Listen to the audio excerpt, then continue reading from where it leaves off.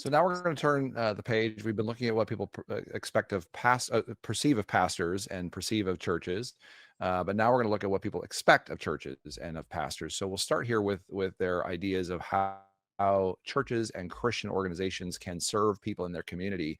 You'll notice that the top things are homeless services, companionship for the elderly, counseling services, support for single parents, and we basically gave people a list of different options. I'll show you another slide here in a minute that sort of rounds out the bottom half of these options. I just want to double click on the notion of counseling services. Where, coming out of the coronavirus, there'll be, I believe, a tsunami of mental health challenges and anxiety, grief and loss as people are sort of navigating this new normal. And so I think it's a great positive finding that people are interested in counseling services at the top of the list. Again, you can see the differences between churched and unchurched on the left. You can look at the differences between generations on the bottom. We'll show you the next slide here, which just gives you some sense of the bottom of the list. But even these areas are areas that people are expressing pretty consistent interest in. It's very important for us to realize that these kinds of data,